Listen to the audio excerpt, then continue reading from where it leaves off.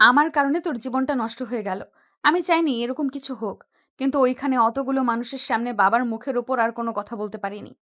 না আপু, সমস্যা নেই। আঙ্কেল আমাকে এত বড় করেছে, জানে তারা কোনো ভুল সিদ্ধান্ত কখনোই নেবে না। ছোট থেকেই তোর সঙ্গে অনেক খারাপ ব্যবহার করেছি। আপু বাদ দাও না সেই সব কথা, আগের কথা কেন তুলছো? এখন বর্তমান নিয়ে চিন্তা করো, এর পরবর্তীতে কি করবে। কি আর করব, আমি চাই না আমার এই পাপিষ্ঠ দেহ আর কেউ ভোগ করুক। তোর সঙ্গে যেহেতু বিয়ে হয়ে গিয়েছে, তাহলে এটা একটা ফর্মালিটি মাত্র। তুই চাইলে তোর পছন্দ করা যে কাউকে বিয়ে করতে পারিস। আমি এতে কোনো অমত করব না। কি বলছো তুমি আপু, মাথা ঠিক আছে?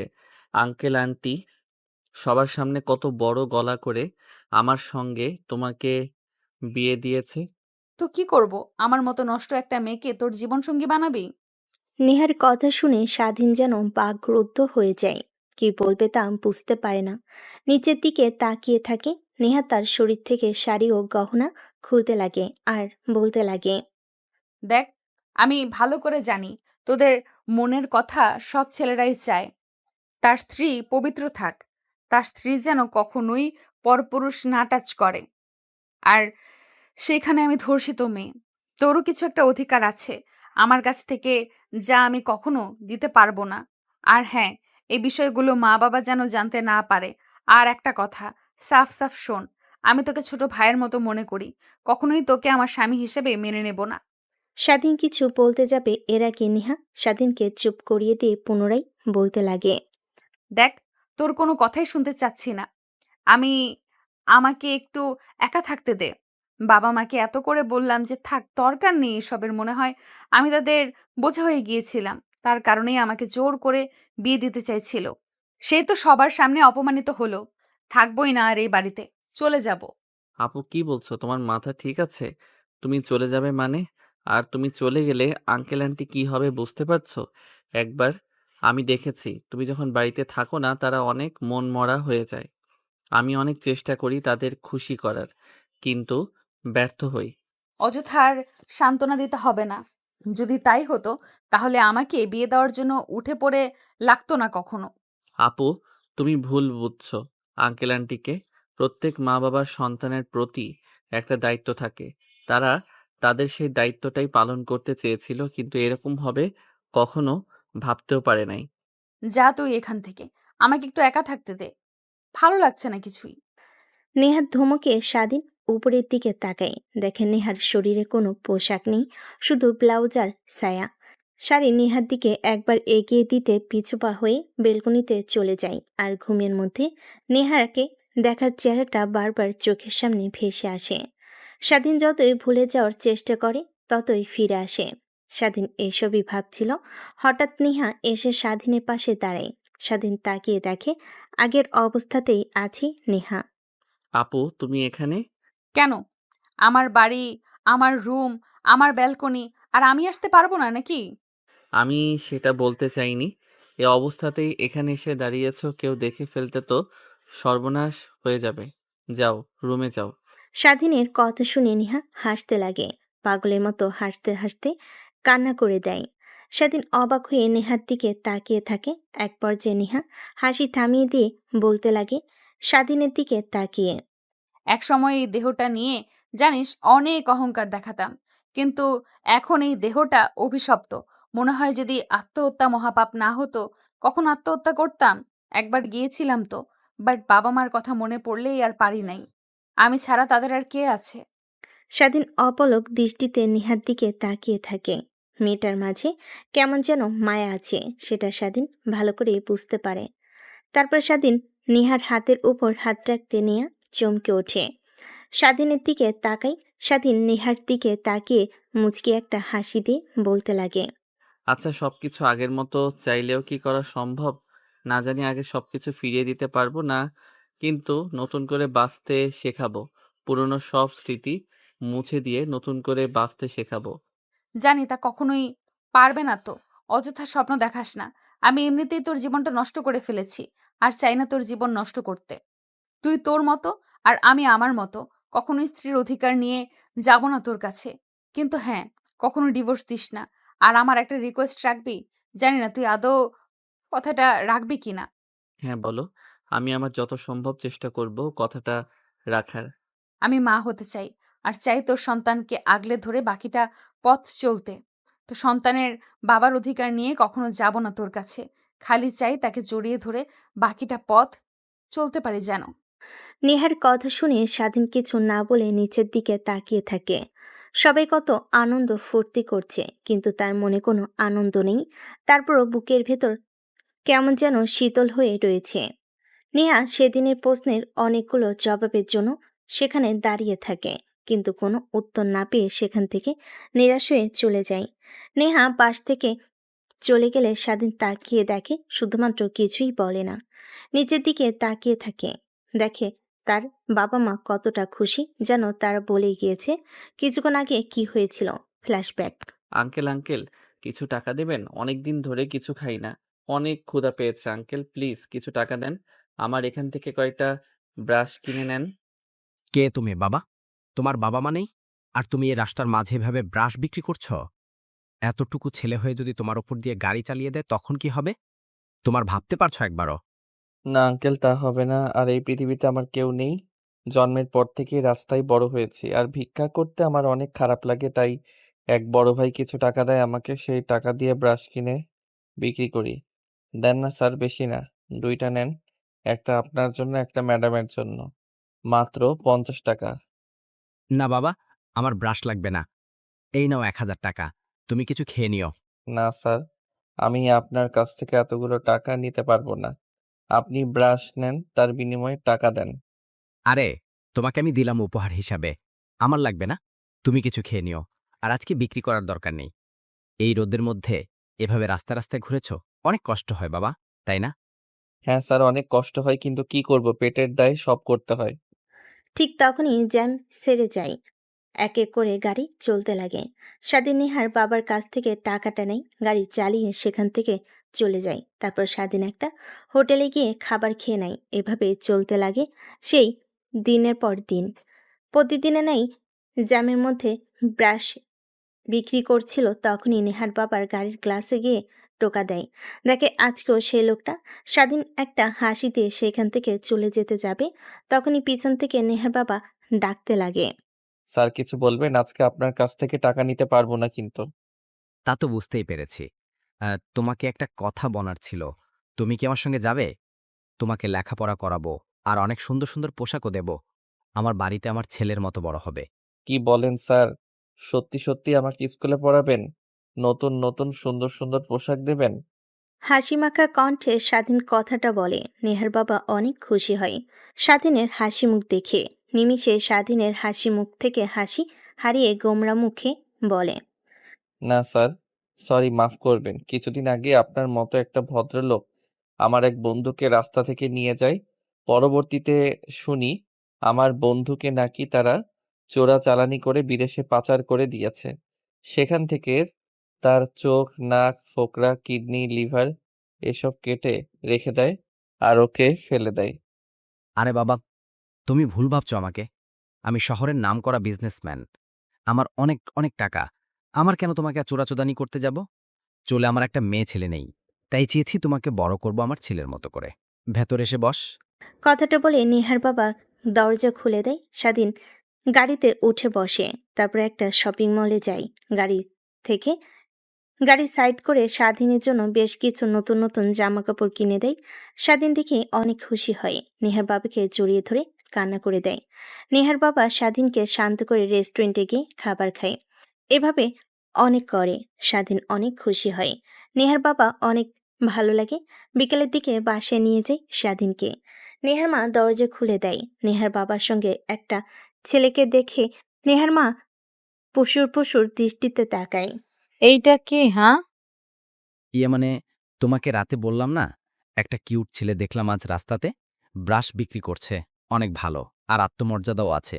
আসলে এটাই সেই ছেলে। কি? তুমি যে বললে রাস্তায় একটা ছেলেকে দেখেছো আর তোমার অনেক মায়া লেগেছে, এইটা সেই ছেলে? দেখে তো মনে হচ্ছে কোনো বড়লোক ঘরের ছেলে, রাস্তায় বড় হয়েছে, দেখে তো মনে হয় না। হ্যাঁ, আর ছেলেটার মাঝে কি যেন একটা আছে, অনেক মায়া। তাই নিয়ে আসলাম। আর তুমি তো মা হতে পারবে না। একে আমাদের ছেলের মতো করে মানুষ করব। মেয়েকে আর কতদিন ধরে রাখবো বলো? একসময় বিয়ে দিয়ে তো অন্যের বাড়ি পাঠাতেই হবে। তখন আমাদের কি হবে? নেহার বাবার কথা শুনে নেহার মা সায় জানায়, তারপর স্বাধীনকে কাছে টেনে নিয়ে জড়িয়ে কপালে একটা চুমু দেন। অন্যদিকে সিঁড়ির উপর দাঁড়িয়ে নেহা সবকিছু দেখে আর রাগে ফুঁসতে লাগে। দৌড়ে নেহা তার মায়ের কাছে আসে, স্বাধীনকে সরিয়ে দিয়ে নেহা তার মাকে জড়িয়ে ধরে বলতে লাগে। মা, এই ছেলেটাকে আর তুমি একে জড়িয়ে ধরে কপালে চুমু দিয়েছো, ভুলে যেও না। শুধু তুমি আমাকে কপালে চুমু দিবে, অন্য কাউকে নয়। নেহার কথা শুনে নেহার মা বাবা সবাই হাসতে লাগে। তারপর নেহাকে স্বাধীনকে সোফায় নিয়ে বসিয়ে দেয়, তারপর বলতে লাগে। নেহেমা, শুনুন, আজ থেকে এটা তোমার ছোট ভাই। তুমি কিন্তু অনেক বড় একটা মেয়ে। আর একে কিন্তু ছোট কখনোই একে মারবে না। আর তুমি একে অনেক ভালোবাসবে। আমার কোনো ছোট ভাই নেই, আর তোমরা ওকে ভালোবাসবে মানে তোমরা শুধু আমাকে ভালোবাসবে, অন্য কাউকে নয়। কথা শুনে নেহার বাবা মা অবাক হয়ে যায়। দুজনেই হাসতে হাসতে নেহাকে বোঝাতে লাগে। এক পর্যায়ে বুঝতে পারে, তারপর স্বাধীনকে একটা রুম দেখিয়ে দেয়। স্বাধীন অনেক খুশি হয়। তারপর স্কুলে ভর্তি করিয়ে দেয়। নেহা স্বাধীনকে দুই চোখে দেখতে পায় না, সবসময় পেলে ওকে মারে, আরও অনেক আজে বাজে কথা বলতে লাগে। সারাদিনের খারাপ লাগলে রুমে গিয়ে দরজা আটকে দিয়ে কান্না করতে লাগে। নেহার মা বাবা কেউ জিজ্ঞেস করলে কিছুই বলে না। এভাবে কেটে যায় অনেকটা দিন। দেখতে দেখতে স্বাধীন কলেজে উঠে আর নেহা ভার্সিটিতে। স্বাধীন, ওই স্বাধীন, তোকে না বললাম আজকে আমি ভার্সিটিতে যাব আর আমার পোশাকগুলো স্ত্রী দিয়ে যেতে, আর এখনো কেন দিসনি? মানে আপু, আজকে আমার কলেজের প্রথম দিন, তাই একটু ফ্রেশ হচ্ছি। ফ্রেশ হতে আর হবে না। তোর যে চেহারা, মেয়েরা দেখলে এমনিতেই 200 হাত দূরে চলে যায় তোকে দেখে, আর কেউ ভালোবাসবে না। এত ফ্রেশ, এত পরিপাটি হয়ে কোনো লাভ নেই, বুঝলি? আপু, বুঝতে পারছি। এখন এত কথা বলে আর কোনো লাভ নেই। যা তাড়াতাড়ি আমার জামাগুলো ইস্ত্রি করে দে। কথাটা শুনে নেহা তার পোশাকগুলো রেখে নেহার পোশাকগুলোকে ইস্ত্রি দিয়ে দিতে লাগে। নেহার জামা কাপড় দেওয়া হয়ে গেলে নেহা রুমের দিকে অগ্রসর হয়। নেহার রুমের কর্নারে, কিন্তু নেহা দরজাটা খোলে না। হালকা ধাক্কা দিতে দরজাটা খুলে যায়। দরজা দিয়ে নেহার রুমে প্রবেশ করে। ঠিক তখনই নেহা ওয়াশরুম থেকে বের হয়, শরীরে একটা টাওয়াল পেঁচিয়ে, যা শরীরের অর্ধেক অংশ দেখা যায়। নেহা আর স্বাধীন দুজনে চিৎকার দিয়ে ওঠে। ঠিক তখনই নেহার মা উপরে উঠে আসে। নেহা তড়িঘড়ি করে ওয়াশরুমে চলে যায়। কি হয়েছে তোদের?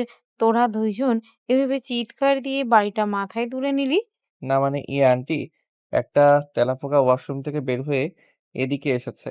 আমি চিৎকার দিয়েছি, আর ওয়াশরুমে থাকলে নেহা ও চিৎকার দেয়। ধুর, তোরা দুজন পারস্য বটে। আমি ভাবলাম কি না কি হয়েছে, রান্না রেখে চলে এসেছি। কথাটা বলেই স্বাধীনকে খুন্তি দিয়ে আলতো করে একটা বাড়ি দিয়ে সেখান থেকে হাসতে হাসতে চলে আসে। স্বাধীন সেখানেই দাঁড়িয়ে থাকে। নেহা দরজাটা খুলে এইদিক ওইদিক তাকিয়ে ভিতরে ঢুকে স্বাধীনের কাছে এসে ঠাস ঠাস করে থাপ্পড় লাগিয়ে দেয়। স্বাধীন নিচের দিকে তাকিয়ে থাকে। ছোট লোকের বাচ্চা, রুমে আসবি তুই নক করে আসবি না? আর তুই কি সব দেখে ফেলেছিস আমার? না আপু, কিছুই দেখিনি। আমি ওই দিকে তাকিয়েছিলাম না, অন্যদিকে তাকিয়েছিলাম। ও গড, বাঁচা গেল। অন্যদিকে স্বাধীন নিচের দিকে তাকিয়ে মুচকি মুচকি হাসতে লাগে। তারপর জামাগুলো এগিয়ে দেয়। দরজার কাছে এসে পিছনে ফিরে নেহার দিকে তাকিয়ে হাসতে হাসতে বলতে লাগে। তোমাকে মিথ্যা কথা বলেছি আপু, আমি তোমার সব দেখে ফেলেছি, আর তোমার বুকে ওই তিলটা অনেক জোস। স্বাধীনের কথা শুনে নেহা অগ্নিমূর্তি ধারণ করে। স্বাধীন সেখান থেকে আর এক মুহূর্ত না দাঁড়িয়ে দৌড় লাগায় তার রুমের দিকে। নেহা স্বাধীনকে মারার জন্য স্বাধীনের পিছু নিতে লাগে। এক পর্যায়ে স্বাধীনের রুমে চলে আসে। নেহা হাঁপাতে লাগে। যে স্বাধীনের দিকে যেতে যাবে অমনি নেহার শরীর থেকে তাওয়াল খুলে পড়ে যায়। স্বাধীন বড় বড় দৃষ্টিতে তাকায়, দু হাত দিয়ে নিজের চোখ বন্ধ করে ফেলে। নেহা তাড়াতাড়ি করে তোয়ালে পরিধান করে নেয়। এই লুচ্চা ছেলে, আমার সব দেখে ফেলেছিস, আবার সেটাই আমার মুখের সামনে বলিস? তোর এত বড় সাহস, দাঁড়া তোকে দেখাচ্ছি। আপু, তুমি আর কি দেখাবে? যা দেখার তা তো দেখেই ফেলেছি। আগে তুমি নিজেকে সামলাও। ছোট ভাইকে মারতে আসো, আর তো সামলাতে পারো না। স্বাধীনের কথা শুনে নেহা অনেক লজ্জা পায়। স্বাধীনকে একটা থাপ্পড় লাগিয়ে দিয়ে সেখান থেকে চলে যায় শাহ।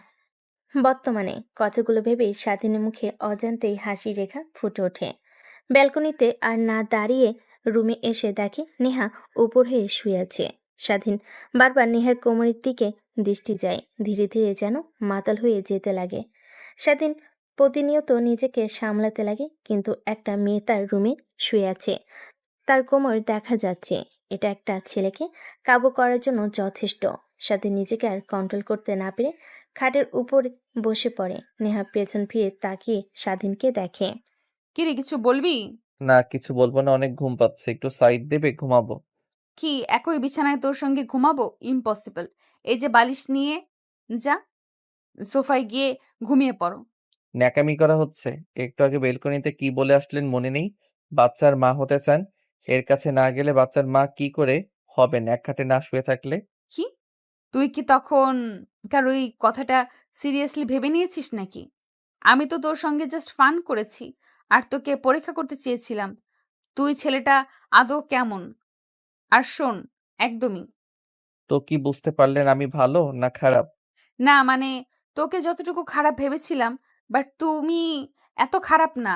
আগে দেখতাম কলেজের মেয়েদের সঙ্গে ঘুরতে, গাড়িতে করে চলাফেরা করতে, বাট তোর মধ্যে কোনো কামনার লালসা নেই।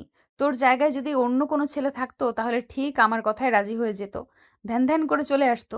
কিন্তু তুই তাদের থেকে ভিন্ন। ভিন্ন না, আমি প্রত্যেক ছেলের মতোই। কি? কথাটা বলে স্বাধীন নেহাকে জড়িয়ে ধরে শক্ত করে। নেহা স্বাধীনের কাছ থেকে ছাড়া পাবার আপ্রাণ চেষ্টা করে, কিন্তু স্বাধীন নেহাকে ছেড়ে দেয় না। এক পর্যায়ে নেহা তার চোখ দিয়ে 2 ফোঁটা অশ্রু বের হয়ে পড়ে। স্বাধীনের সেই দুঃখে কোনো কিঞ্চিত পরিমাণের পক্ষে নাই। নেহার শরীর থেকে এক এক করে ছায়া ব্লাউজ খুলতে লাগে। স্বাধীন তার শরীর থেকে শেরওয়ানি খুলে নেহার উপর ঝাঁপিয়ে পড়ে। নেহা চিৎকার করতে গেলেও পারে না। স্বাধীন তার ঠোঁট দিয়ে নেহার ঠোঁট চেপে ধরে। এভাবে অনেকটা সময় পার হয়ে যায়। সেদিন ক্লান্ত হয়ে যায়, নেহার ওপর শুয়ে পড়ে। ঠিক তখনই নেহা স্বাধীনকে ধাক্কা দিয়ে সরিয়ে দেয়। স্বাধীন ধাক্কার তাল সামলাতে না পেরে নিচে পড়ে যায়। নেহার দিকে ড্যাপ ড্যাপ করে তাকিয়ে থাকে। দেখে নেহা কান্না করছে। ভেবেছিলাম তুই সব ছেলেদের থেকে ভিন্ন, কিন্তু তুইও অনেক বাজে। তোর মধ্যেও কোনো মনুষ্যত্ব নেই, শুধু লোভ দেখানো অভিনয় করিস তুই। আমি ভেবেও ঘুম পাচ্ছে না, এত ভালো অভিনয় কি করে করতে পারিস? অভিনয় বলতে তুমি আমার বিয়ে করা বউ, আর আমি আমার বউয়ের কাছে যাব না তো কার কাছে যাব? আর আমার অধিকার আছে তোমাকে স্পর্শ করার। আমি তো আর ওই সকল ছেলেদের মতো তোমাকে। স্বাধীনের কথা শেষ না হওয়ার আগে নেহা উঠে এসে স্বাধীনের গালে ঠাস ঠাস করে থাপ্পড় লাগিয়ে দেয়। স্বাধীন অবাক দৃষ্টিতে তাকিয়ে থাকে। নেহা কান্না করে দিয়ে সেখান থেকে উঠে ওয়ার্ড্রপ থেকে 3 পিস বের করে ওয়াশরুমে চলে যায়। স্বাধীন সেইভাবে বসে থেকে খাটের উপর হাত দিয়ে ভাবতে লাগে। আসলে তো নেহা আকর্ষণ যে কাজটা করা আমার মোটেও ঠিক হয়নি। সে হয়তো চেয়েছিল আমাকে সে ভালোবেসে, কিংবা আমি তাকে ভালোবেসে কাছে টেনে নেব, কিন্তু আমার তার উপর এইভাবে জোর জবরদস্তি করা একদমই ঠিক হয়নি। দেখ, সামান্য কোমর দেখে নিজেকে কন্ট্রোল করতে পারলি না তুই? আর কন্ট্রোল করব কি করে? নেহা আপুকে তো দেখতে আর পরিদের থেকে কম নয়, আমার কি দোষ? কথাগুলো ভাবতে লাগে আর হাসতে লাগে। নেহা ওয়াশরুম থেকে বের হলে স্বাধীনকে হাসতে দেখে অনেক রাগ হয়। সেদিকে তাকিয়ে ড্রেসিং টেবিলের সামনে চলে যায়। স্বাধীন তড়িঘড়ি করে প্যান্ট পরিধান করে নেয়। তারপর দৌড় দিয়ে ওয়াশরুমে চলে যায়। ওয়াশরুমে গিয়ে গোসল করা শেষ হলে তখন দেখে সে সাথে সাথে কিছু নিয়ে আসে নাই। কিভাবে এখন বাইরে বের হবে? ওয়াশরুমের দরজা খুলে দিয়ে হালকা করে মাথা বের করে বলতে লাগে। ইয়ে মানে আমি আসলে এসেছি, সাথে কিছুই নিয়ে আসিনি। একটা যদি প্যান্ট আর তোয়ালে এটা দিতেন অনেক ভালো হতো, না হলে এখানে রাত কাটাতে হবে আমার। তো কি হয়েছে, এখানে থাক, বোঝ কেমন লাগে। আর আমার ওয়াশরুম রাস্তার থেকে অনেক ভালো। দেখেন, রাগ উঠিয়ে দিয়েন না, বলছি ভালোই ভালোই। তোয়ালেটা আর আমার রুম থেকে একটা প্যান্ট এনে দিন, না হলে যদি একবার বের হয়ে যায় তাহলে আবার গোসল করাবো বলে দিলাম। তোরা তো শুধু পারিস এটাই, আর কিছু কি পারিস? আচ্ছা দাঁড়া, আমি তো রুম থেকে প্যান্ট এনে দিচ্ছি। কথা বলতে বলতে দরজা খুলে দেয়। তখনই হামাগুড়িতে রুমের মধ্যে নেহার চাচাতো বোন নেহার বান্ধবী ঢুকে পড়ে। নেহা অবাক হয়ে যায়। কিরে, তোর এইখানে আর এইভাবে আরবিতে কি করছিস? মানে আমরা সবাই এখান দিয়েই যাচ্ছিলাম, তাই ভাবলাম বাসর রাতে কি হয় আমাদেরও একটু জানার দরকার, তাই আর কি। এখানে দাঁড়িয়ে একটু কান লাগিয়ে শোনার চেষ্টা করছিলাম, কিন্তু কিছুই তো শুনতে পেলাম না। হয়েছে, আর মিথ্যা কথা বলতে হবে না। তোরা এখানে অনেকক্ষণ ধরে দাঁড়িয়েছিলি, যা তোদের মুখ দেখে স্পষ্ট বোঝা যাচ্ছে। আর এসব আড়ি না পেতে আঙ্কেলকে বললেই তো পারিস তোদেরকে বিয়ে দিতে। আর সাথী চাচাকে বলবো নাকি তোকে বিয়ে দিতে? সমস্যা নেই আপু, যদি স্বাধীন বাজার মতো কিউট একটা ছেলে খুঁজে পাও তাহলে আঙ্কেলকে বলিও, আমার এতে কোনো মত নেই। আর কতদিন এভাবে সিঙ্গেল থাকবো বলো? আর তুমি তো ভালো করেই জানো রিলেশন টিলেশন আমার দ্বারা সম্ভব নয়, সব সময় ভুল বুঝি। এর থেকে বিয়ে করে হাজবেন্ডের সঙ্গে মারামারি করলেও এতে ভালো হবে। সাথীর কথা শুনে সেইখানে থাকা সবাই হাসতে লাগে। হাসতে হাসতে সবার হামাগুড়ি খাবার উপক্রম হয়ে যায়। নিহার রাগে সাথীর দিকে তাকায়, সাথে সেইখান থেকে চলে যায়। তারপর নেহার বান্ধবী স্বাধীন আর নেহার দিকে তাকিয়ে বলে, কি রে, তুই দুলাভাইকে রেখে এত রাতে বাইরে বের হয়ে আসলি যে? আর রুমের এই বেহাল দশায় কেন? খাটের এই বেহাল দশা, বিছানা চাদর এলোমেলো, আর তোর চুল ভেজে কেন? তার মানে কি? ধ্যাৎ, তোরা কি বলিস না, একদমই উল্টাপাল্টা ভাববি না। এই বলে দিলাম, তোকে তো আমার ছোট ভাইয়ের মতো মনে করি। হয়েছে, আর অভিনয় করতে হবে না। স্বাধীন যে হট, আর দেখেছি তো, একবার লুকিয়ে সিক্স প্যাক আছে, একবার গেঞ্জি পরে এসেছিল ফিটিং। তুই কেন ওখানে যে? তোর মেয়ে থাকলে যে কোনো কেউই পাগল হয়ে যেত। আচ্ছা বাদ দে, এনজয় কর। আমরা এখন আসি। চল চল, সবাই চল। নেহা এখন এনজয় করবে। আমাদের এখান থেকে ওদের ডিস্টার্ব দিতে কোনো লাভ হবে না। কথাটা বলে নেহার বান্ধবীরা সেখান থেকে চলে যায়। নেহার অনেক রাগ হতে লাগে, কিন্তু তারপরও কেন জানি অনেক ভালো লাগে। রুমের সামনে আর না দাঁড়িয়ে স্বাধীনের রুমে চলে যায়। স্বাধীনের ওয়াশরুম থেকে প্যান্ট টি শার্ট আর গামছা নিয়ে আসে। রুমে দরজা লাগিয়ে দিয়ে দেখে স্বাধীন এখনো ওয়াশরুমের দরজা দিয়ে মাথা বের করে তাকিয়ে আছে। নেহা স্বাধীনের কাছে গিয়ে হাতে গামছা প্যান্ট টি শার্ট দিয়ে আসতে যাবে, অমনি ফ্লোরে পানি থাকায় পিচ্ছিল হয়ে যায়।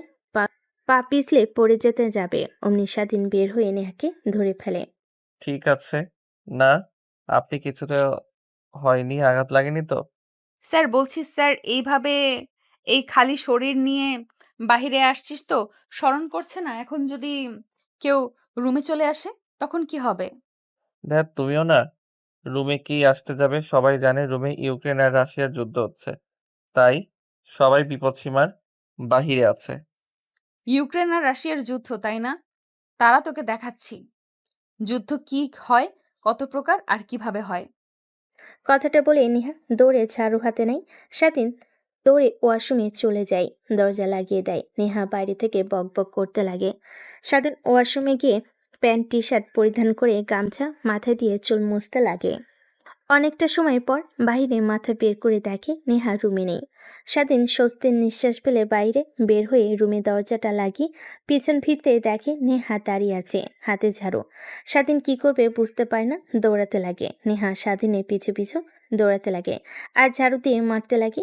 এভাবে অনেকটা সময় পার হয়ে যায়। নেহা আর স্বাধীন দুজনেই দৌড়াদৌড়ি করে ক্লান্ত হয়ে যায়। দুজনেই খাটের উপর শুয়ে পড়ে। দুজন দুজনের ঘন ঘন নিঃশ্বাসের স্পষ্ট শব্দ শুনতে পায়। রুমের মধ্যে চিনচিন নীরবতা বিরাজ করে। এভাবে কখন যে ঘুমিয়ে যায় বুঝতে পারে না।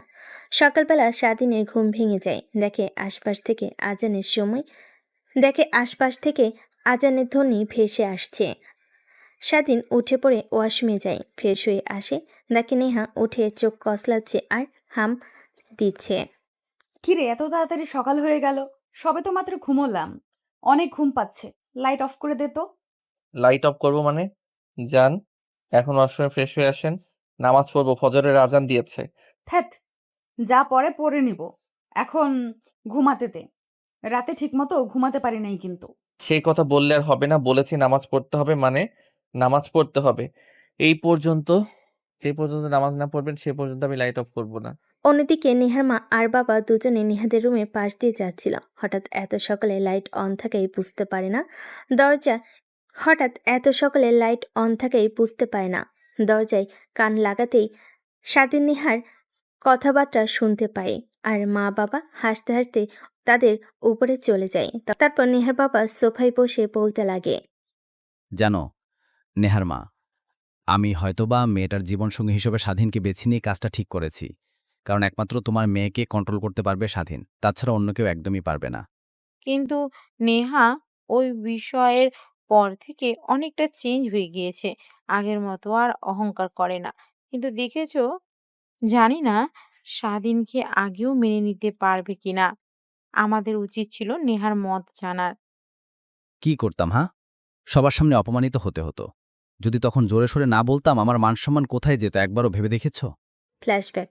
পুরো বাড়িটা লাইটিং দিয়ে আচ্ছাদিত, চারপাশটার আনন্দে পরিপূর্ণ, সবাই হাসি খুশি। তার মাঝে একজনের মুখে বিন্দুমাত্র হাসি, তার মাঝে একজনের মুখে বিন্দুমাত্র খুশি আসেনি। অনেকগুলো প্রাইভেট কার বাড়ির মধ্যে প্রবেশ করে, সবাই খুশি হয়ে সেদিকে এগিয়ে যায়, বরকে বরণ করে স্টেজে বসিয়ে দেয়। এক এক করে খাবার পর্ব শেষ হয়ে যায়, সবাই খাবার খেয়ে বিয়ের কাজ শুরু করতে যাবে, অমনি বরের বাবা বলে ওঠে, এই বিয়ে হবে না। আর কাজী সাহেব, আপনি বিয়ে পড়ানো বন্ধ করুন। আর এই তুই উঠে পড়। এই বিয়ে তোকে করতে হবে না। তোকে এর থেকে ভালো মেয়ের সঙ্গে বিয়ে দেব। ভাই সাহেব, কি বলছেন আপনি? মাথা ঠিক আছে আপনার? মাথা আমার একদমই ঠিক আছে। আপনাদের মাথায় সমস্যা না হলে কিভাবে ভাবতে পারলেন যে একটা ধর্ষিতা মেয়েকে আমার ছেলের সঙ্গে বিয়ে দেব? আমাদের কি সমাজে কোনো মূল্যবোধ নেই? ভাবতে পারবেন একবারও? আপনার ধর্ষিতা মেয়েকে বিয়ে করলে সমাজের সামনে আমরা মুখ দেখাতে পারবো কিনা? নেহার বাবা আর কিছু বলে না, মাটির দিকে তাকিয়ে থেকে পুরো বাড়ি বিয়ের আমেজটা নিমিষেই বন্ধ হয়ে যায়। নেহার বাবার কোনো প্রতিউত্তর না দেখে বরের বাবা আবার বলতে লাগে, কি ব্যাপার ইমরান সাহেব, কিছু বলছেন না যে? বলুন, কিছু বলুন। আপনার ধর সেটা মেয়েকে কে বিয়ে করবে আছেন এইখানে এমন যে? আর ধর্ষিতা মেয়েকে বিয়ে করবে কার রুচি এত নগণ্য? আমার মেয়ের বিয়ে হবে এখন, আর আপনার সামনে, কিন্তু আপনার ছেলের সঙ্গে নয়। আর কি বলছেন, আমার মেয়ে কি কেউ বিয়ে করবে? এখন বললে হাজারটা ছেলের লাইন দাঁড়িয়ে যাবে। আর আপনি কি বলছেন এসব? আপনি দাঁড়ান, আপনার আর আপনার ছেলের সামনে আমার মেয়ের বিয়ে হবে। বাবার সামনে বড় গলা করে কথাটা তো বলেই ফেললেন। এখন দেখি কে আপনার ধর্ষিতা মেয়েকে বিয়ে করে। বাবা, সাধীর, এদিকে এসো তো। হ্যাঁ আঙ্কেল, কিছু বলবেন? হ্যাঁ, বলবো। আমার মেয়েকে বিয়ে করবে তুমি। আর আজকে সবার সামনে, এই জানোয়ারের বাচ্চা তুই উঠ। দেখ, তোর সামনে আমার মেয়েকে বিয়ে দেব। আর মিস্টার জায়েদ শিকদার, কাজটা আপনি মোটেও ঠিক করেননি। কিভাবে সবার সামনে অপমান না করলেও আমাকে আর আমার মেয়েকে পারতেন। আর দেখেন, আমার মেয়েকে কেউ বিয়ে করবে না কথাটা বললেন না, নিমেষের মাঝেই দেখেন আমার মেয়েকে আপনার চোখের সামনে বিয়ে দেব। আর কাজী এসে বিয়ের কার্যক্রম শুরু করেন। বরের জায়গাটাই শুধু স্বাধীন। আর যদি বাবার নামটা খুব জানার ইচ্ছা হয়, তাহলে নিজের নাম লিখে দিয়েন। নেহার বাবার কথা শুনে সবাই অবাক হয়ে যায়। তারপর কাজী সাহেব বিয়ের কার্যক্রম শুরু করে দেয়। স্বাধীন কিছু বলতে পারে না, তারপরও নেহার বাবার মান সম্মান রক্ষাতে সবার সামনে রাজি হয়ে যায়। কাজী সাহেব বলতেই স্বাধীন কবুল বলে দেয়। কি হয়েছে জায়েদ খান? আপনি তো অনেক বড় বড় কথা বলেছেন, আমার মেয়েকে কেউ বিয়ে করবে না। এখনই কি দাঁড়িয়ে দাঁড়িয়ে দেখার ইচ্ছে করছে, নাকি ঘাড় ধাক্কা দিয়ে গার্লস থেকে বের করে দেব? ভালোই ভালোই আপনার আত্মীয়স্বজন নিয়ে এখান থেকে চলে যান, যদি আপনার মান সম্মানটা রাখতে চান। আমার আবার মানুষত্ব আছে, সবার সামনে বড় গলা করে বলতে পারতাম, বাট আমার মধ্যে বিবেক আছে, তা করব না। চলে যান এখান থেকে। নেহার বাবার কথা শুনে সেখান থেকে বরের বাবা আর তার সাথে আসা সবাই চলে যায়। নেহার বাবা সোফায় বসে মাথায় হাত দিয়ে চিন্তা করতে লাগে। স্বাধীন গিয়ে নেহার বাবার পাশে বসে পড়ে, তারপর বলতে লাগে, আঙ্কেল চিন্তা করবেন না, যা হবার তা তো হয়ে গেছে। আর নেহা ম্যামের তো এখানে কোনো হাত নেই। ওই জানোয়ারের বাচ্চারা তো চারটা, আর না বললাম, ওদের সাথে ওরা একদিন না একদিন দেখবেন ধানের জয় পাবে। হ্যাঁ বাবার, জানি। আর তোমাকে অনেক অনেক ধন্যবাদ সবার সামনে রাজি হওয়ার কারণে। আর জানি না তুমি অন্তত নেহাকে মেনে নিবে কিনা, তোমার থেকে সিনিয়রও। বাকি কথা বলতে না দিয়ে স্বাধীন পুনরায় বলতে লাগে, আঙ্কেল রাস্তা থেকে তুলে এনে বড় করেছেন, লেখাপড়া করিয়েছেন, আপনাদের ঋণ কখনোই শোধ করতে পারবো না, এটা ভালো করে জানি। পরিশেষে নেহা ম্যামকে বিয়ে করে যদি সামান্য পরিমাণ ঋণ শোধ করতে পারি, আমার কাছে অনেক কিছু। আর আমি মনে করি আমার জন্য যাও ভালো হবে আপনি তাই করবেন। স্বাধীনের কথা শুনে নেহার বাবার অনেক ভালো লাগে। নেহা সেখানে আর না থেকে রুমে চলে আসে। তারপর নেহার বাবা একটা প্যাকেট স্বাধীনকে দিয়ে দেয়। স্বাধীন প্যাকেটটা হাতে নিতে নেহার বাবা বলে, আর শেরনি পায়জামা, এগুলা রুমে গিয়ে পরিধান করে নাও। তোমাকে দেখে কেউ বলতে পারবে না আর বুঝতে পারবে না, এখন তুমি আমার মেয়ের জামাই। কথাটা বলে নেহার বাবা হাসতে লাগে। স্বাধীন সেখান থেকে উঠে রুমে চলে যায়। বর্তমান এখন আল্লাহর কাছে দোয়া করি যেন দুজনকে একত্র করে রাখে। ছোট থেকে তো দেখে এসেছি দুজন দুজনার যেন শত্রু। এখন কি হয়েছে হয়। ধ্যাত, তুমি এমনি এমনি চিন্তা করছো। দেখো, সব ঠিক হয়ে যাবে। আর একে অপরকে ছাড়া এক মুহূর্ত থাকতে পারবে না। আমার কথার সঙ্গে তুমি মিলিয়ে নিও একদিন। তাই যেন হয়, এই দোয়াই করি। আর ঘুমাবো না। আজান দিয়েছে, নামাজ পড়ে তারপর ঘুমাই। হুম। অন্যদিকে নেহা নামাজ পড়বে না। স্বাধীন হাত ধরে নেহাকে খাট থেকে কোলে তুলে নিয়ে ওয়াশরুমে এসে দাঁড় করিয়ে দেয়। নেহার মুখে পানি মারতেই নেহার ঘুম দূর হয়ে যায়। নেহা উঠে স্বাধীনের দিকে রাগী দৃষ্টিতে তাকিয়ে থাকায় স্বাধীন মুচকি একটা হাসি দিয়ে অজু করতে বলে নেহা অজু করে নেয়। তারপরে ওয়ার্ড্রোব থেকে জায়নামাজ বের করে বিছিয়ে দেয়। নেহাকে দাঁড় করিয়ে স্বাধীন সামনে দাঁড়িয়ে পড়ে, নামাজ পরিধান করে নেয়। নামাজ পড়া শেষ হলে স্বাধীন পিছন ফিরে তাকিয়ে দেখে নেহা তার দিকে ড্যাপ ড্যাপ করে তাকিয়ে আছে।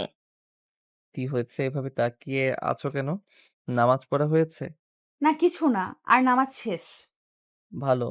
চলো বেলকনিতে গিয়ে দাঁড়াই। কি না, একদমই না। আমার একটুও ভালো লাগছে না। রাতে তো ঠিকমতো ঘুমাতে দেয়নি। এখন আবার জোর করে উঠে নামাজ পড়লে এখন অন্তত আমাকে শান্তিমতো ঘুমাতে দাও। আচ্ছা ঠিক আছে, বুঝতে পারছি। চলো বেলকনিতে গিয়ে দাঁড়াই। যদি মাইন্ড আর মন ভালো না হয়, ঘুম যদি তোর থেকে উড়ে না যায়, তখন আমাকে বল।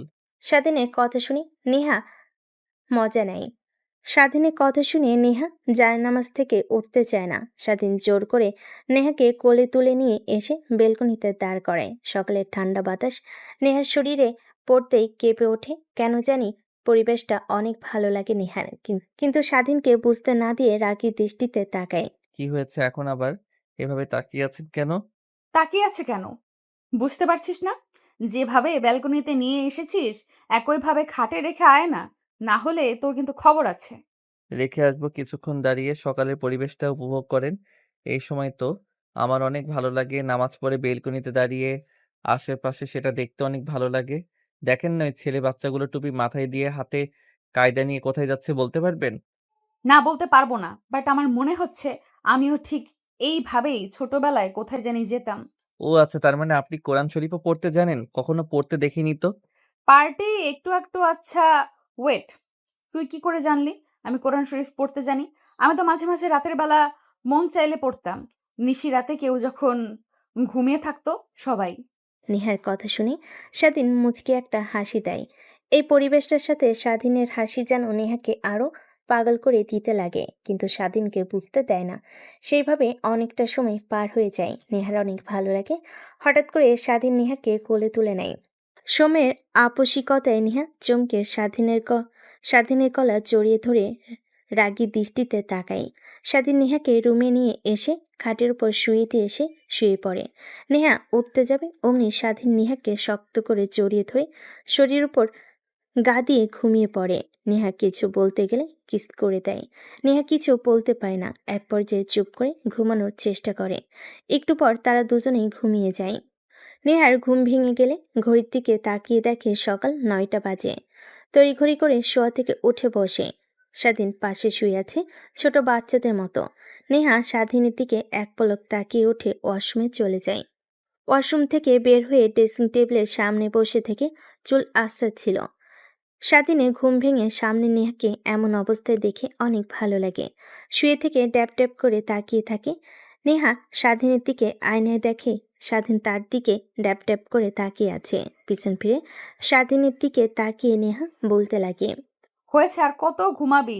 যা তাড়াতাড়ি গাড়ি গিয়ে বের কর, কলেজে যেতে হবে। এই বিয়ে বিয়ে করে অনেক দিন হলো কলেজে যাওয়া হয়নি। অনেকগুলো চ্যাপ্টার পিছে পড়ে গেলাম। আচ্ছা ঠিক আছে, আমি এখনই রেডি হয়ে আসছি। আর শোন, আরেকটা কথা, আমাদের যে বিয়ে হয়েছে এইটা তুই আবার যেন কলেজের কাউকে বলিস না, তাহলে আমার কিন্তু মান সম্মান ধুলোয় মিশে যাবে। নেহার কথা শুনে স্বাধীনের অনেক খারাপ লাগে, কিন্তু নেহাকে বুঝতে না দিয়ে ঠোঁটের কোণায় মুচকি একটা হাসি টেনে রেখে রুম থেকে বের হয়ে তার রুমে চলে যায়। ওয়াশরুমে গিয়ে ফ্রেশ হয়ে গোসল করে রুমে এসে পোশাক পরিধান করে। একটা ব্যাগ কাঁধে নিয়ে বাইরে গাড়িতে এসে অপেক্ষা করতে লাগে। একটু পরে চলে আসে, গাড়িতে উঠে বসে। পাশের সিটে স্বাধীনে ব্যাগ দেখতে পেয়ে নেহা গাড়িতে বসে প্রশ্ন করে। কিরে, ব্যাগটা কার? আর তোকে না বললাম আমাকে ডাক দিতে? ডাক দিলে না কেন? একে তো অনেক লেট হয়ে গিয়েছে। আমি ভাবলাম তুই এখনো রেডি হোসনি, তার জন্যই বসেছিলাম রুমে। Sorry ma'am. আর ব্যাগটাতে আমার বই আছে, অনেকদিন হলো আমি ক্লাস করি না, তাই ভাবলাম আজকে ক্লাস করব। ক্লাস করবে মানে? তুই পড়ালেখাও করিস? মানে আপনি যে কলেজে পড়েন আমি ওই কলেজে ভর্তি হয়েছি ইন্টার ফার্স্ট ইয়ারে। গ্রাম থেকে এসএসসি পরীক্ষা দিয়ে এসেছিলাম, তাই ভাবলাম লেখাপড়াটা যেন চালিয়ে যেতে পারি। তাই ভর্তি হয়েছিলাম। ক্লাস করা হয়েছে দুই একবার আপনার চোখ ফাঁকি দিয়ে। তাই ভাবলাম এখন তো ফ্রি, তাই আর কি। আচ্ছা ঠিক আছে, তা বুঝতে পারছি। এখন মন দিয়ে গাড়ি চালা, আর আমি ফোন করলেই চলে আসিস। বেশিক্ষণ ক্লাস করব না, জাস্ট বান্ধবীদের সঙ্গে দেখা করে আসব আর নোটগুলো নিয়ে আসব। স্বাধীন মাথা দিয়ে হ্যাঁ বোঝায়। তারপর সেখান থেকে সোজা কলেজ পার্কিং লটে গাড়ি রেখে নেহা তার ক্লাসরুমে, স্বাধীন তার ক্লাসরুমে চলে যায়। স্বাধীন ক্লাসরুমে গিয়ে বসতেই পাশে তাকিয়ে দেখে একটা ছেলে বসে আছে, খাতায় কি যেন লিখছে। স্বাধীন কৌতূহল নিয়ে ছেলেটাকে প্রশ্ন করে। আচ্ছা, তুমি মনোযোগ দিয়ে কি করছো? আর বলিও না ভাই, কালকে স্যার একটা ম্যাথ করতে দিয়েছেন, ক্লাসের কেউ পারেনি, আমিও পারি নাই, তাই ম্যাথটা তুলে নিয়ে গিয়েছিলাম। রাতভর চেষ্টা করেছি, তাও পারি নাই। এখন চেষ্টা করছি, দেখি পারি কিনা। যদি পারি, স্যার অনেক বাহবা দিবে। ও আচ্ছা, দেখি আমিও ম্যাথটা পারি কিনা। ছেলেটা কৌতূহল নিয়ে স্বাধীনের দিকে তাকায়। বেশ কিছুক্ষণ তাকিয়ে থাকার পর বলতে লাগে। তুমি কে? তোমাকে তো চিনতে পারলাম না। আমি তো প্রত্যেকদিন নিয়মিত ক্লাস করি, বাট তোমাকে কখনো তো দেখি নাই। ভর্তি হয়েছি, বাট ক্লাস করতে খুব একটা আসা হয়নি, মাসে একবার কি দুইবার এসেছি, তাই হয়তো দেখোনি আমাকে। ও আচ্ছা, তাই হবে বোধহয়। আর এই নাও, দেখো তো পারো কিনা। তারপর স্বাধীন ম্যাথটা দেখে বুঝতে পারে অনেক কঠিন, বাট সে পারবে। তারপর সেটাকে বুঝিয়ে বুঝিয়ে ম্যাথটা কমপ্লিট করতে লাগে। প্রায় 10 মিনিট পর কমপ্লিট করে ছেলেটা স্বাধীনের দিকে ড্যাপ ড্যাপ করে তাকিয়ে থাকে। বাহ, তুমি তো অনেক জিনিয়াস। তুমি ক্লাসে ঠিক মতো আসো না, তারপরও এত কঠিন একটা ম্যাথ তুমি সলিউশন করে ফেলেছো। যেখানে আমাদের মতো ক্লাস টপারও পারে নাই, সেখানে তুমি কিনা ঠিক মতো ক্লাস নাইস ইউ কমপ্লিট করলে। ক্লাসে না আসলে কি হবে? আমি প্রত্যেক দিন রাতের সময় পেলে বই খুলে একটু পড়ি, বাট খুব একটা মনোযোগ দিতে পারে না, সব সময় কাজ করতে হয়। আচ্ছা, বাদ দাও। তারপর স্বাধীন আর ছেলেটা দুজন দুজনের সঙ্গে কথা বলতে লাগে। ক্লাস টাইম শুরু না হয়, স্যার এখনো ক্লাসে আসেনি। একটু পর ক্লাসরুমের বাইরে থেকে, অর্থাৎ মাঠ থেকে অনেক হট্টগোল শোনা যায়। সবাই কৌতূহল নিয়ে বাইরে বের হয়। তাদের পিছু পিছু স্বাধীনও ছেলেটাও বাইরে চলে আসে। স্বাধীন বাইরে এসেই তো অবাক হয়ে যায়। একটা ছেলেকে জুতা দিয়ে মারছে আর চারিদিকে গোল করে সবাই তাকিয়ে তাকিয়ে শুধু তামাশা দেখছে। স্বাধীন দৌড়ে নিচে চলে যায়, ভিড় ঠেলে নেহাকে বের করে নিয়ে আসতে লাগে। অনবরত বলতে লাগে। কুত্তার বাচ্চা, ওর অত বড় সাহস তুই আমাকে বাজে প্রস্তাব দিস? তোর মতো ছেলে আমার পায়ের জুতা সাফ করারও যোগ্য না, আর তুই কিনা আমাকে উল্টোপাল্টা কথা বলিস। আজ তোর একদিন কি আমার একদিন। এই তুই ছাড় ওকে, আমি দেখে নিব। আরে ম্যাম, পাগল হয়েছেন নাকি? আপনি ওর মতো বখাটে ছেলেকে এভাবে অপমান করলেন। ও যদি প্রতিশোধ নেয়। আগে তুই আমাকে ছাড়, ওর কত বড় সাহস আমাকে আজে বাজে কথা বলে। নেহা ছেলেটাকে আজে বাজে কথা বলতে লাগে। স্বাধীন বাধ্য হয়ে নেহার মুখ চেপে ধরে কলেজের পিছে নিয়ে গিয়ে একটা গাছের নিচে বসিয়ে দেয়। নেহা অনবরত হাঁপাতে লাগে। স্বাধীন নেহার দিকে তাকিয়ে থাকে। ম্যাম, আপনি কি পাগল হয়েছেন? আপনি তোকে চেনেন? এই কলেজের বখাটের ছেলে, ও মেয়েদের ডিস্টার্ব করে। ওর বিরুদ্ধে যদি কোনো মেয়ে প্রতিবাদ করে তাহলে তার কি অবস্থা হয় সেটা তো আপনি ভালো করে জানেন। আপনি কেন অযথা ওর সঙ্গে লাগতে গেলেন ম্যাম? তুই চুপ কর। সব মেয়ে চুপ করে থাকে বলে আমিও চুপ করে থাকবো? এমনটা মোটেও করব না। আমিও কম না, আমাকেও চেনে না। ওর পাওয়ার হয়তো থাকতে পারে, বাট আমার থেকে বেশি না। আমি কাউকে দেখাই না, ভালোভাবে চলাফেরা করি, তার মানে এই না যে আমার বাবার সম্পদ কম। নেহা অনবরত পটপট পটপট করতে লাগে। স্বাধীনের খারাপ লাগতে লাগে, কিন্তু কিছু বুঝতে না দিয়ে স্বাধীন তার ব্যাগ থেকে পানির বোতল বের করে নেহার দিকে এগিয়ে দেয়। নেহা ঢক ঢক করে পুরো পানির বোতল সাবার করে ফেলেন। ম্যাম শান্ত হন। আর কি হয়েছে আপনার? কখনো তো আপনাকে কলেজে এভাবে রাগান্বিত হতে দেখিনি। ওরা জানতে পারছে আমার বিয়ে ভেঙে গিয়েছে, বাট তোর সঙ্গে বিয়ে হয়েছে এটা জানে না। আর রেপ হয়েছে এটা তো ওর আগে থেকেই জানে। তাই বাজে প্রস্তাব দিয়ে বলে আমি যেন তাদের সঙ্গে উল্টোপাল্টা কাজ করি, কারণ আমার কখনো তো বিয়ে হবে না। আমার তৃপ্তি যেন ওরা মিটিয়ে দেয়। এইসব কথা বলতে লাগে। বল, এইসব শুনে কারোর মাথা ঠিক থাকতে পারে? হ্যাঁ ম্যাম, বুঝতে পারছি। তাই বলে ছেলেগুলোকে ওইভাবে মারা একদমই ঠিক হয়নি। কলেজের প্রত্যেককেই দেখেছেন। এখন ওরা যদি আপনার উপর আক্রমণ করে তখন কি হবে ভাবতে পারছেন একবারও? যা হবার তাই হবে। এখন চল, বাসায় যাব, ভালো লাগছে না। মুডটাই নষ্ট করে দিয়েছে।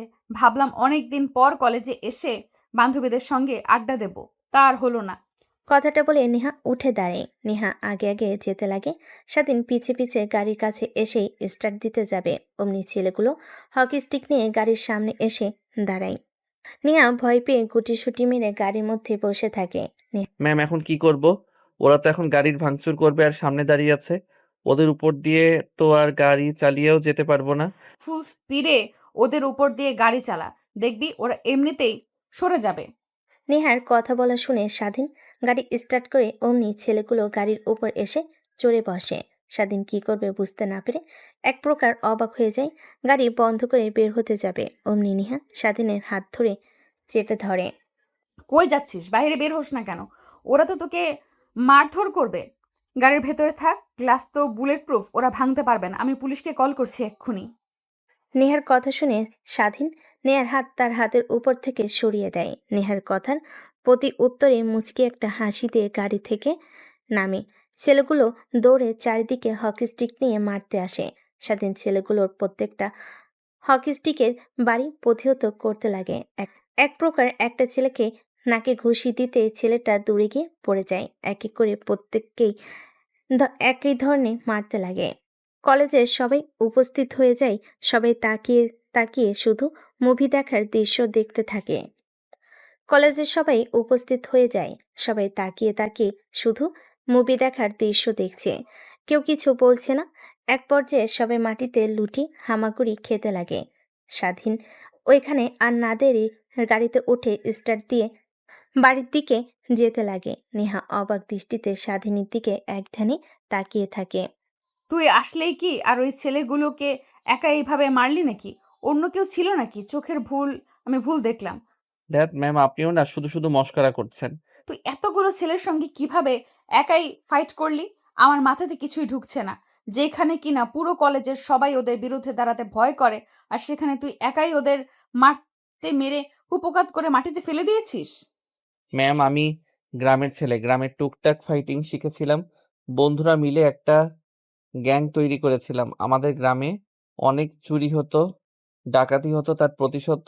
তার প্রতিরোধ করার জন্য এক পর্যায়ে সবাই ভয় পেয়ে আমাদের গ্রামে আর ডাকাতি চুরি করতে আসে নাই। সে অভিজ্ঞতা এখন রয়ে গিয়েছে। আচ্ছা, বুঝতে পারছি। নেহার সঙ্গে কথা বলতে বলতে গাড়ি এসে বাড়ির সামনে দাঁড় করে। নেহা নেমে পড়ে। স্বাধীন পার্কিং লটে গাড়ি রেখে বাসার মধ্যে ঢুকতে যাবে, অমনি সাই করে তিনটা গাড়ি বাসার ভিতর প্রবেশ করে। দেখে মাঝখানে গাড়ি থেকে নেহার বাবা দৌড়ে বের হচ্ছে। স্বাধীনকে দেখতে পেয়ে নেহার বাবা দৌড়ে এসে জড়িয়ে ধরে বলতে লাগে। বাবা, তোমাকে অনেক অনেক ধন্যবাদ আমার মেয়েকে বাঁচানোর জন্যে। তুমি কলেজে কি করেছ, নেহা কি করেছে সব আমার কানে এসেছে। আমি আগে থেকেই বলেছিলাম তোর বডিগার্ড লাগবে, বডিগার্ড রাখবা। ও আমার কথা একদমই শোনে না। ও বারবার বলে যে আমি সাধারণ মানুষের মতো চলাফেরা করি। আর যদি তুমি না থাকতে তাহলে ওর কি হতো বাবা, বুঝতে পারছো? আঙ্কেল, আমি তো আছি নাকি? আর আমার সামনে দিয়ে আমার স্ত্রীকে কেউ গায়ে হাত দিবে, আমি এটা তাকিয়ে তাকিয়ে দেখব। ওদের জ্যান্ত মাটিতে পুঁতে রাখবো।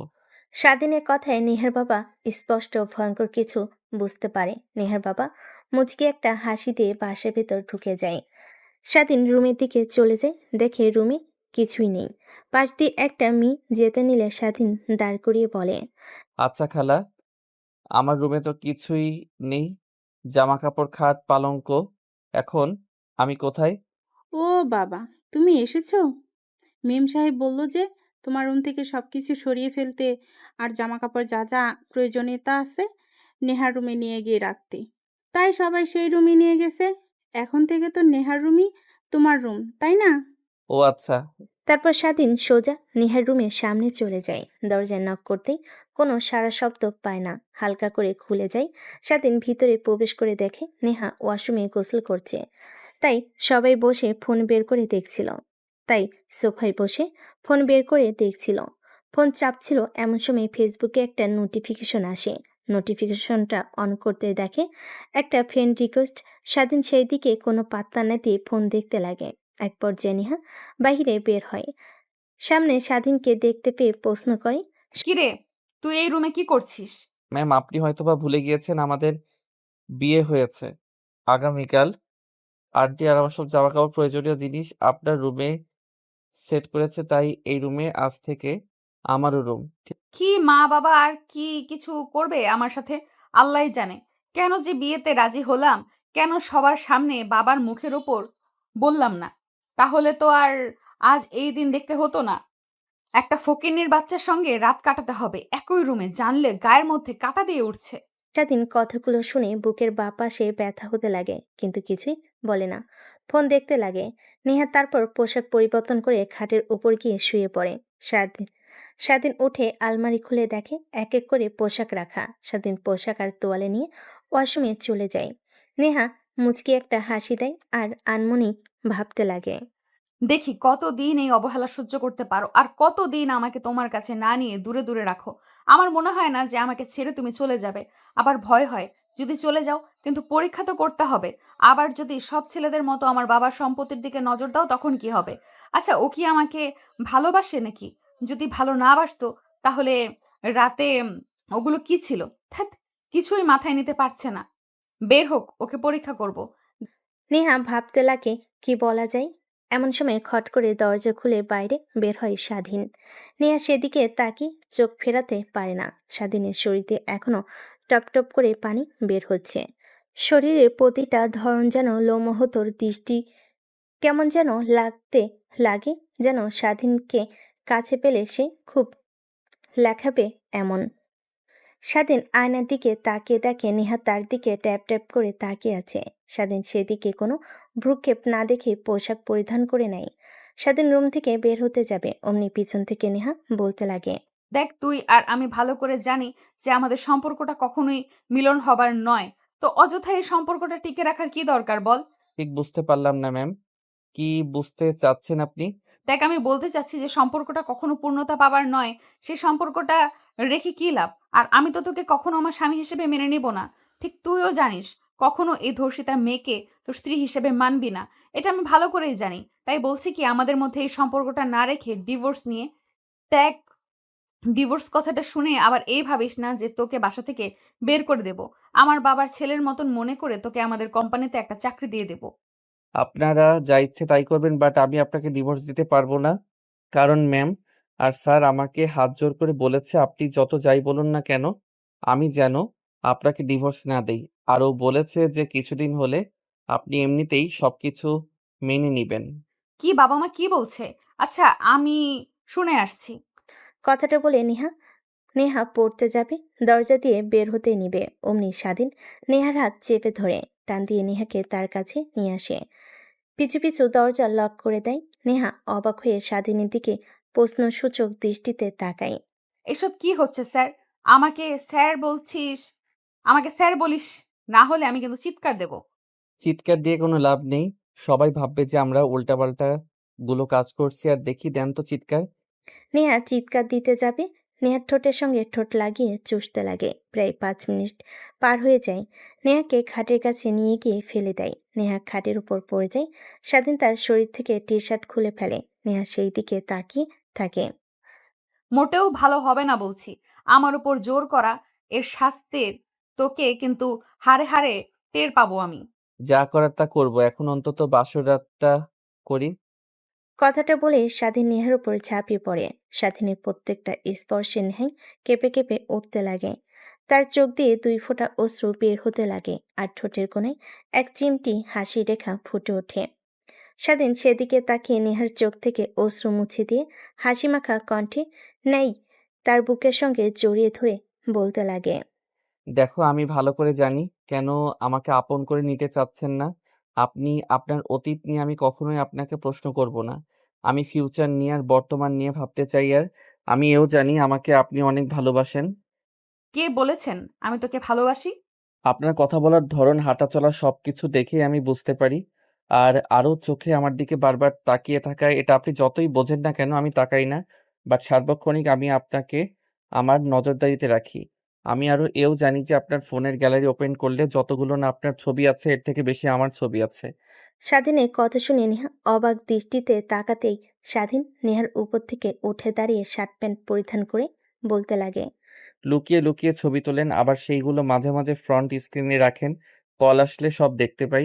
একেক দিনে এক একটা পিক দেখতে পাই। এ ধারায় ধারণা পেয়ে গিয়েছি যে আমি ধ্যাত, ধরাই পড়ে গেলাম। ভেবেছিলাম যে আমি তোকে আমার ভালোবাসার কথা প্রকাশ করব না, দেখব কতদিন এভাবে আমাকে আগলে রাখতে পারিস। কিন্তু সত্য জেনেই গেলি। ও সরি, তুই করে বলে ফেলেছি। এখন থেকে নো তুমি, নো আপনি, শুধুমাত্র তুমি বলে ডাকবো। কথাটা বলে স্বাধীন নেহাকে তার কোলে তুলে নেয়। নেহা লজ্জা পেয়ে যায়, স্বাধীনের বুকে মুখ লুকায়। স্বাধীন নেহাকে কোলে তুলে ওয়াশরুমে গিয়ে দুজনেই ঝর্ণা নিচে ভিজতে লাগে। ভিজতে ভিজতে গোসল করতে লাগে। আর আমাদের সামনে এগিয়ে কোনো লাভ নেই, ওরা যা করার করুক। যদি আর জানতে ইচ্ছে করে তাহলে বিয়ে করে নিন, সব জানতে পারবেন। সব থেকে ভালো একটা বুদ্ধি। আল্লাহ হাফেজ।